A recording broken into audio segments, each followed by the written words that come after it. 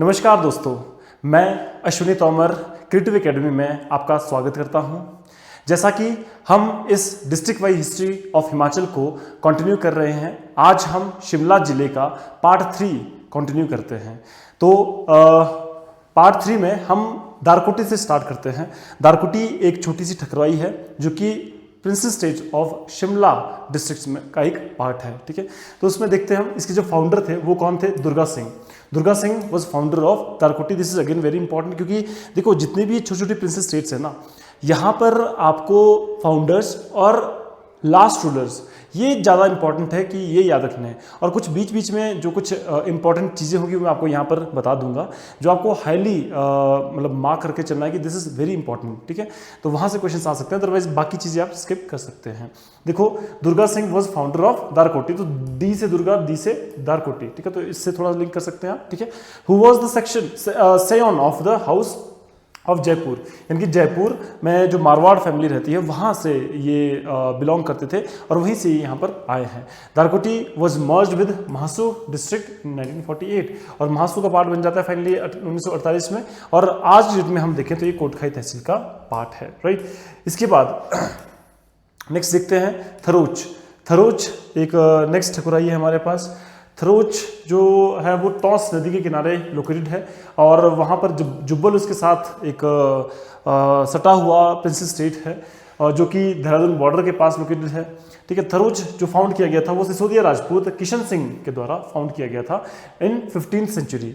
Tharoch was earlier a part of Sirmaur which was granted as a gift to Kishan Singh.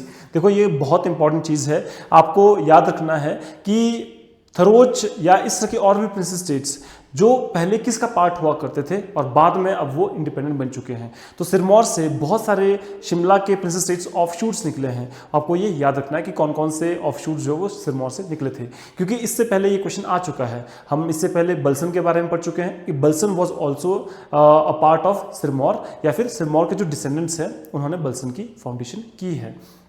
तो इसी तरह से थरोच उनमें से एक है। तो बलसन हो गया, थरोच हो गया। थरोच पहले सिरमौर का पार्ट हुआ करता था और ये बाद में किशन सिंह को गिफ्ट में मिला था। Kishan Singh was descendant of Devkaran Prince of Udaipur. चूंकि हमने देखा है कि जो सिरमौर के जो प्रिंसेस स्टेट थे या जो प्रिंसली रूलर्स हुआ करते थे वो उदयपुर से बिलोंग करते थे, यानी कि वो राजस्थान से आते थे और उन्हीं की ही फैमिली से जो किशन सिंह थे वो भी बिलोंग करते थे, इसीलिए। और सिरमौर के जो राजा थे उनके आगे जो रिलेशन में थे किशन सिंह, ठीक है, उनके ब्रदर थे, तो उनको ये दिया जाता है थरोच इलाका। राइट, व्हेन गुरखास अटैक्ड थरोच, जब गुरखा थरोच पे हमला करते हैं, इसके जो रूलर थे उस टाइम पे कौन थे? राजा ठाकुर करम सिंह। जैसा कि हमने देखा कि इनके उसमें हम राजा नहीं लगाते हैं क्योंकि ये ठकुराई हुआ करती थी, इनके नाम के आगे जो लगता है वो ठाकुर लगता है। ठीक है, ठाकुर करम सिंह जो कि एक जस्ट नाम के रूलर थे। उनका ब्रदर झोबू, जो बहुत बहुत इंपॉर्टेंट है क्योंकि झोबू ये वही पर्सनैलिटी है जिनको सनद दी गई थी ब्रिटिशर्स के द्वारा। तो याद रखना आपने कि ठाकुर करम सिंह के टाइम पे गुरखा हमला करते हैं, लेकिन ठाकुर करम सिंह जो केवल नाम के राजा थे, एक्चुअली में जो एडमिनिस्ट्रेशन थी वो कौन संभाल रहा था? झोबू इस एडमिनिस्ट्रेशन को संभाल रहा था पूरी तरह से। आफ्टर द डेथ ऑफ करम सिंह, जैसे ही करम सिंह की डेथ हो जाती है 1819 में, तो ब्रिटिशर्स जो है सनद किसको दे देते हैं? झोबू। ठीक है, तो आपको याद रखना है झोबू को सनद मिल जाती है। और उसके बाद हम देखते हैं कि 1838 में करम सिंह का बेटा रंजीत सिंह, 1838 में करम सिंह का बेटा रंजीत सिंह क्लेम करने लग जाता है। अब करम सिंह कौन है? अच्छा, इससे पहले हमने देखा कि यहाँ पर करम सिंह यानी झोबू का जो बड़ा भाई था वो, अब करम सिंह की जब डेथ होती है तो उसके बाद उसका बेटा ऑफिशियली जो है राजा बनने के लिए क्लेम करता है।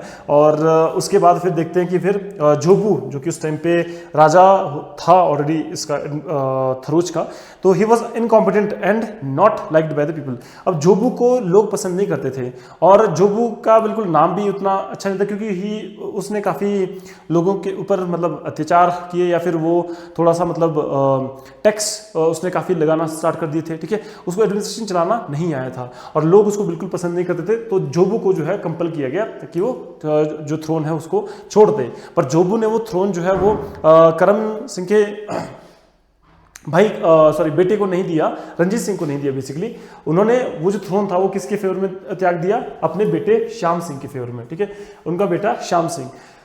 1838 की हम बात कर रहे हैं यहाँ पर। श्याम सिंह फिर फर्दर 1841 में इस गद्दी को छोड़ देते हैं और फाइनली फिर जुब्बल का जो गद्दी है वो खाली हो जाती है और जो फाइनली रंजीत सिंह का जो क्लेम था वो उनको दे दिया जाता है, उसको एक्नॉलेज कर दिया जाता है और जो स्टेट था वो रंजीत सिंह को मिल जाता है, ठीक है, जो कि ऑफिशियल एयर था इस डायनेस्टी का। 1843 में उनको ये मिल जाता है, सनद दे दी जाती है।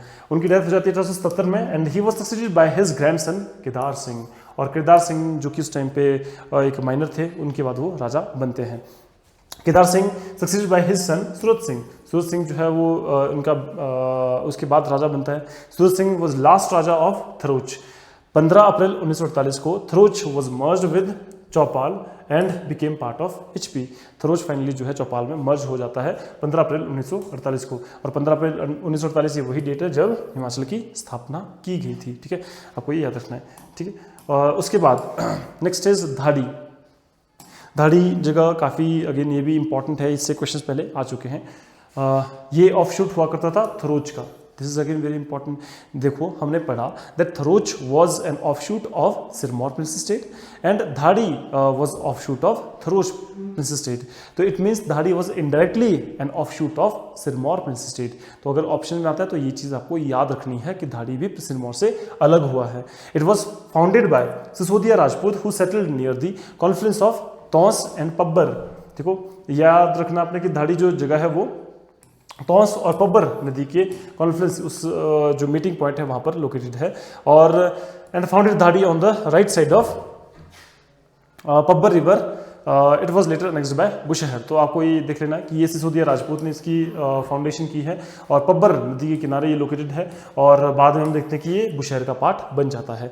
जब गुरखाज हमला करते हैं उसके टाइम पे धाड़ी को मर्ज कर दिया जाता है राविनगढ़ के साथ, तो राविनगढ़ का पार्ट बन जाता है। उसके बाद देखो धाड़ी पूछ सकते हैं कि इनमें से किस किस प्रिंस स्टेट का के अंडर रहा है, तो आपको याद रखना है, एक तो बुशहर हमने पढ़ लिया और दूसरा आपका राविनगढ़, इसको याद रखना है। एंड 1891 में ब्रिटिशर्स ने डिसाइड किया कि वो धाड़ी को अलग कर देंगे राविनगढ़ से, मतलब राविनगढ़ और धाड़ी दोनों को अलग कर दिया जाएगा एज एन इंडिपेंडेंट स्टेट, ठीक है। बट लेटर ऑन 1896 में क्या होता है कि दोनों राविनगढ़ जो कि दुनीचंद ने फाउंड किया था और धाड़ी जो कि हमने अभी देखा सिसोदिया राजपूत ने इसको फाउंड किया था, तो उन दोनों को जो है जुब्बल स्टेट के अंडर ऐड कर दिया जाता है। तो फाइनली पहले धाड़ी जो है वो बुशहर का पार्ट बनता है, उसके बाद धाड़ी जो है कुमारसेन के साथ राविनगढ़ के साथ जोड़ दिया जाता है और उसके बाद फिर राविनगढ़ और धाड़ी दोनों को अलग करके इंडिपेंडेंट कर दिया जाता है। बट बाद में हम देखते हैं कि उसको फिर फाइनली जुब्बल के साथ भी ऐड कर दिया जाता है, ठीक है। तो ये देखो आपका HBL में क्वेश्चन आ चुका है ऑलरेडी, ठीक है। 15 अप्रैल 1948 को जब हिमाचल की स्थापना होती है तब धाड़ी जो है जुब्बल तहसील का पार्ट बनता है और शिमला में महासू डिस्ट्रिक्ट का ये पार्ट बन जाता है। Next important prince state is Kumarsen. Kumarsen काफ़ी फेमस है वैसे भी, शिमला से जो लोग रहते हैं उनके लिए अगर मैं फिर से बता दूं, अगर कोई भी आपके इलाका आ रहा है तो आप प्लीज़ कमेंट डाउन कर सकते हैं कि भाई हाँ आप इस इलाके से बिलोंग करते हैं। और जैसा कि कोई कुमारसेन से होगा या कोई धाड़ी से होगा, कोई बलसन से, जुब्बल से, अलग अलग जगह से जो भी बच्चे अभी ये वीडियो देख रहे हैं, आपके से अनुरोध है कि आप एक बार कमेंट डाउन कर लीजिए ताकि हमें भी पता लग सके कि ये वीडियो कहाँ कहाँ तक जा रही है और आपको अपनी हिस्ट्री यहाँ से पता लग रही है या नहीं। और इसके अलावा कोई अगर इम्पॉर्टेंट आस्पेक्ट है जो आप ऐड करना चाहते हैं, आपको लगता है कि शायद ये चीज़ें थोड़ी सी अलग की गई है, इसमें कुछ स्टोरी और है या फिर कुछ और यूनिक सी स्टोरी आपके पास है, तो आप ऐड कर सकते हैं और मैं मेक श्योर करूंगा कि नेक्स्ट टाइम कोई शॉर्ट में इस पर बनाऊं और कोई आपके पास इंपॉर्टेंट स्टोरी अवेलेबल है तो, ठीक है, और उसमें आपका नाम जरूर मेंशन किया जा सकता है, ठीक है। तो चलो कंटिन्यू करते हैं कुमारसेन के साथ। Kumarsen it lies on the left bank of Sutlej.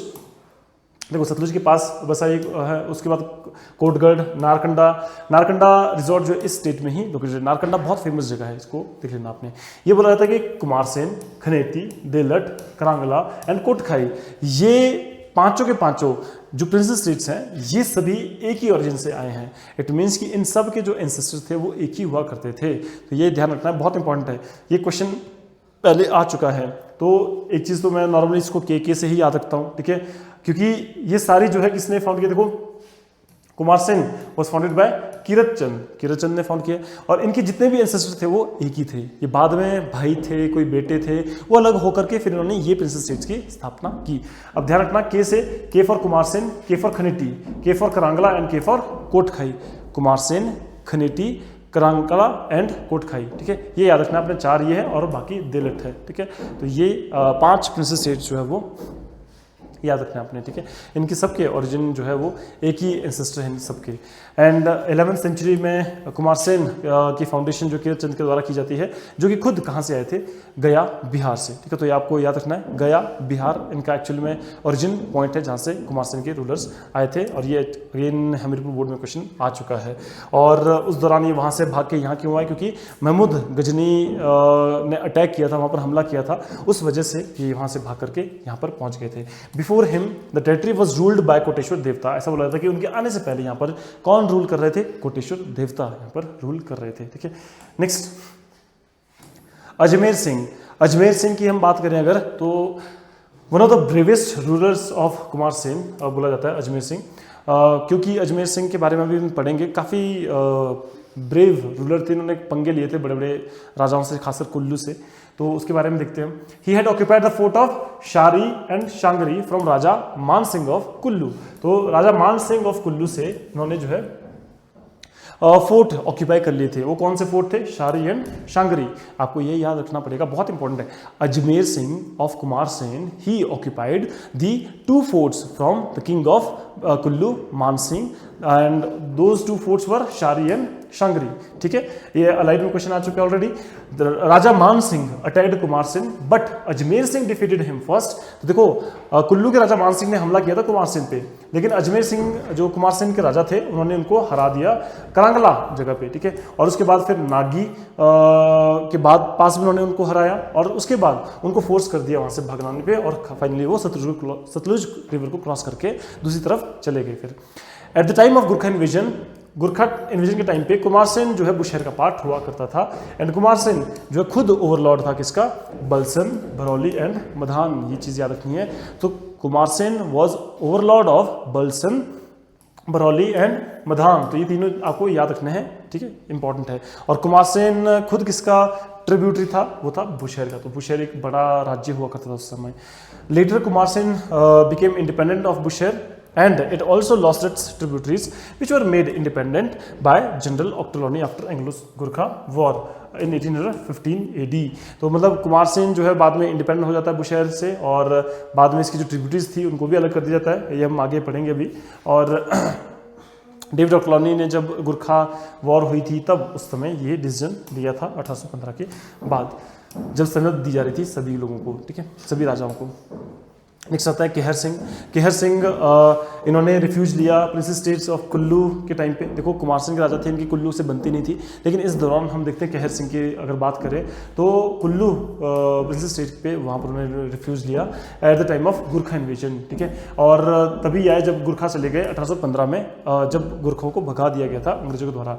David ऑक्टरलॉनी की इंपॉर्टेंट पर्सनैलिटी है, उन्होंने कुमारसेन जो है वापस दे दिया राणा केहर सिंह को, जो कि इस दौरान गुरखा के कंट्रोल में हुआ करता था।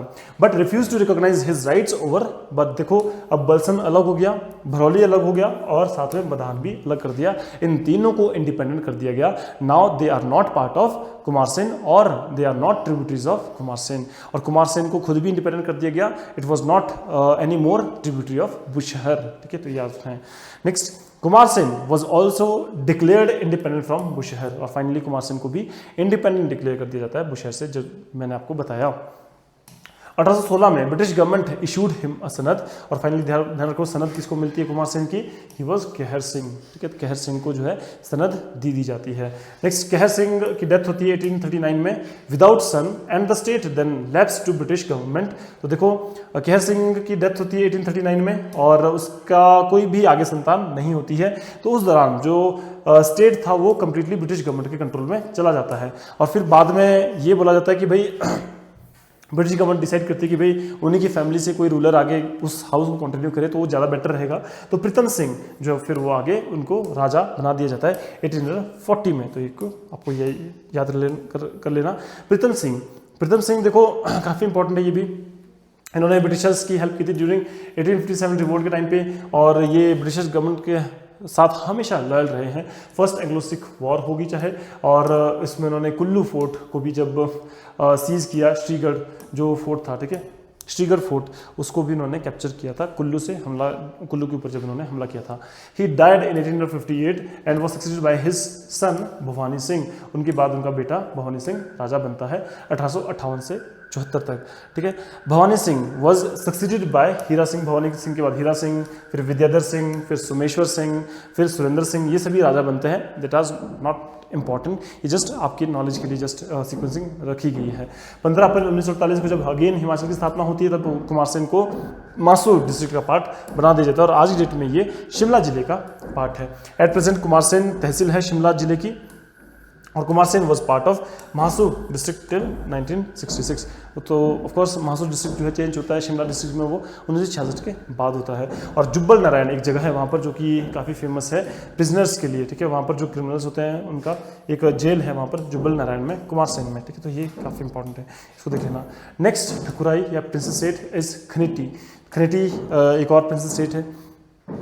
खनेटी काफ़ी इंपॉर्टेंट, अभी हमने पीछे पढ़ा था कि उनके कॉमन एंसेस्टर थे जिन्होंने कुमार सेन की कीरत चंद ने जो कुमार सेन फाउंड किया है, उन्हीं के ही रिलेशन में है आपका खनेटी के फाउंडर सबीर चंद, ठीक है। तो सबीर चंद ने फाउंड किया है खनेटी को, जो कि कीरत चंद के बेटे थे, ठीक है, कीरत चंद के बेटे थे सबीर चंद, कीरत चंद जिन्होंने फाउंड किया है आपका कुमार सेन, ठीक है, कुमार सेन के फाउंडर। हिज ब्रदर जय सिंह, तो जो इनके भाई थे जय सिंह, उन्होंने हेल्प की थी इस स्टेट को एस्टेब्लिश करने में। तो सबीर चंद और जय सिंह जो कि दोनों भाई थे, जय सिंह सबीर चंद, दोनों ने रूल किया किन जगहों पे, खनेटी, कोटखाई एंड कोटगढ़, इन जगहों पे इन्होंने रूल किया। दुनी चंद एंड अहिमल सिंह, ये बोला जाता है कि इनके बाद के छठी जनरेशन के रूलर्स थे सबीर चंद से, अगर हम काउंट करें तो उनके बीच में कन्फ्रंटेशन होने लगी, झगड़ा करने लगे कौन कौन, अहिमल सिंह एंड दुनी चंद। तो दुनी चंद एंड अहिमल सिंह, ये दोनों पूछ सकते हैं कि किन दो राजाओं के बीच में या दो भाइयों के बीच में कुमार सेन की वो लड़ाई हुई थी थ्रोन को लेकर के, ठीक है। तो आपको याद रखना है। फाइनली दुनीचंद जो है वो ठाकुर बन जाता है खनेटी का, और अहिमल सिंह को ठाकुर बना दिया जाता है कोटगढ़ का, ये आपको याद रखना है, ठीक है। तो खनेटी एंड कोटगढ़ इन दोनों के राजा बन जाते हैं। 15वीं सेंचुरी में ठाकुर ताराचंद ऑफ खनेटी डिफीटेड गढ़वाल। तो अब देखो इसके बाद फिर जो नेक्स्ट ठाकुर बनते हैं वो बनते हैं ताराचंद खनेटी की हम बात कर रहे हैं यहाँ पर, ठीक है, खनेटी की, ठीक है। तो उन्होंने गढ़वाल स्टेट को भी हराया था, बट बाद में हम देखते हैं कुल्लू ने फिर खनेटी पे हमला किया और उनको बुरी तरह से हरा दिया। कॉन्सिक्वेंटली ताराचंद जो है वहाँ से भाग जाता है, क्योंकि ऑफकोर्स कुल्लू हमला कर रहा था, और खुद कहाँ चले जाते हैं फिर, देबरी एक नाम जगह है, ठीक है, वहाँ पर ये चले जाते हैं, ये याद रख लेना। This made the state headless and adjoining rulers. तो ऑफकोर्स यहाँ पर कोई भी फिर रूलर नहीं था, और आसपास के जितने भी प्रिंसेस स्टेट थे खनेटी के आसपास जितने भी थे, उन सब ने खनेटी के एरिया को कैप्चर करना स्टार्ट कर दिया, और फाइनली खनेटी का एरिया जो है फाइनली रिड्यूस होता गया। इसके बाद हम देखते हैं कि एक्सपल्शन ऑफ गुरखास जब होता है, भगा देते हैं, तो खनेटी जो है फिर बुशहर के अंडर आ जाती है, और इस दौरान फिर खनेटी का राजा होता है लाल ठाकुर। 1890 में खनेटी को जो है इंडिपेंडेंट डिक्लेयर कर दिया जाता है। फिर 1890 के आसपास ठाकुर अमोघ चंद जो कि स्टेट के चीफ थे 20वीं सेंचुरी में, he was educated eight HSN college on 15 April 1948। Khaneti को हिमाचल में मर्ज कर दिया जाता है। यानी खनेटी का जो लास्ट राजा था वो कौन था, अमोघ चंद, ठीक है, ठाकुर अमोघ चंद। तो ये इंपॉर्टेंट है, ध्यान रखना। Khaneti was founded by Sabir Chand who was son of Kirat Chand. Kirat Chand कौन है, जो कि जिन्होंने कुमार सेन की स्थापना की है, ठीक है। तो उनके बेटे होते हैं आगे, उन्होंने फिर आगे लड़ाई की, उनके बीच में लड़ाई होती है, फिर दोनों लड़ाई करने के बाद फिर डिवाइड कर लेते हैं, कोटगढ़ आपका खनेटी, ठीक है, इसे डिवाइड कर दिया जाता है। और फाइनली हम देखते हैं कि खनेटी में जो आगे के रूलर्स आते हैं वो कौन कौन होते हैं, और लास्ट रूलर जो होते हैं वो ठाकुर अमोघ चंद होते हैं, ये आपको याद रखना है, ठीक है। चलो next is Delath. Delath it was founded by Prithvi Singh. Prithvi Singh राजा थे यहाँ के, जो कि बोला जाता है कि ये ब्रदर थे कीरत चंद के, ठीक है, कीरत चंद के भाई थे। अगेन सेम आ गया आपका क्या बोलते हैं, सेम एंसेस्टर, ठीक है, कीरत चंद के भाई थे। The founder of Kumar Sen, ठीक है, उनके ब्रदर थे जिन्होंने दिलट फाउंड किया है। तो पूछ सकते हैं कि ये इनके रिलेशन में क्या लगते थे, क्या सन थे, क्या वो ब्रदर थे इससे, या फादर थे। तो कुमार सेन, खनेटी एंड दिलट सभी जो है वो बुशहर स्टेट के फ्यूडिटरी थे, यानी कि उनके अधीन में थे। तो बुशहर स्टेट अगेन इनका सबका ओवरलॉर्ड हुआ करता था। दिलेट also remained under the control of Gurkhas from 1810 to 50, ठीक है। तो आपको याद रखना कि गुरखों के कंट्रोल में ये था उस दौरान। और 1815 में दिलेट जो है फिर ब्रिटिशर्स के कंट्रोल में आ जाता है। 1816 में ब्रिटिशर्स जो है इसको बुशहर को फिर से सौंप देते हैं, यानी कि दोबारा से फिर से बुशहर स्टेट में आ जाता है। Pratap Singh was the last Rana of delete. ये अगेन जैसे मैंने बताया आपको, यहाँ पर राजा नहीं हुआ करते थे क्योंकि ठकुराई या राहुल स्टेट हुआ करते थे ये, तो यहाँ पर राणा या ठाकुर रूल करते थे, ठीक है। तो प्रताप सिंह यहाँ पर जो है वो लास्ट राजा हुआ करते थे या राणा हुआ करते थे दिलेट के।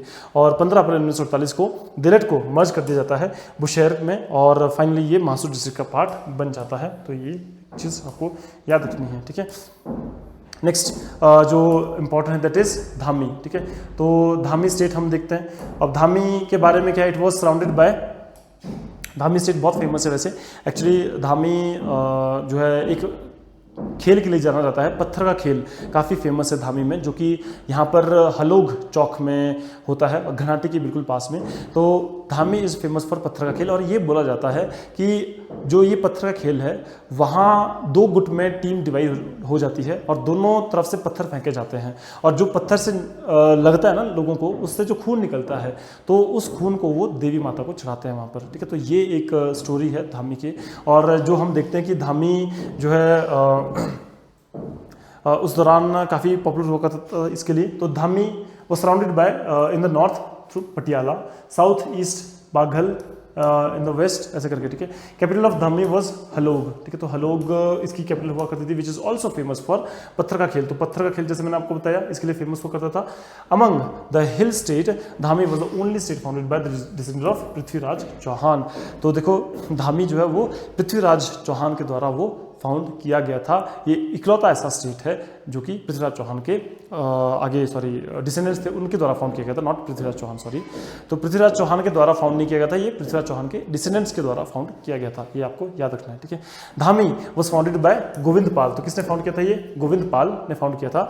हिज एंसेस्टर्स जो थे वो उनको भगाया गया था शहाबुद्दीन गौरी के द्वारा दिल्ली से राजपुरा अम्बाला, और राजपुरा से वो फिर धामी पहुंच जाते हैं। इस दौरान टेरिटरी वाज ऑक्यूपाइड बाय मवानास। तो मवानास कौन होते थे, ये वॉर ट्राइब्स हुआ करते थी बेसिकली। तो जो ट्राइबल के लीडर होते थे उनको मवाना बोला जाता था, और ट्राइब को बोला जाता था मवानास, ठीक है।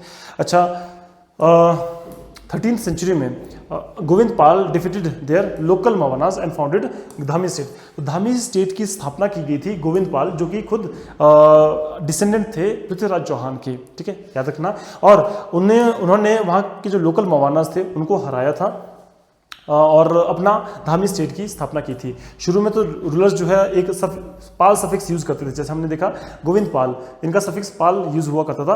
बट जो 58th रूलर थे राज सिंह, इन्होंने यहाँ पर फर्स्ट टाइम जो है सिंह सफिक्स यूज करना स्टार्ट कर दिया था, ठीक है।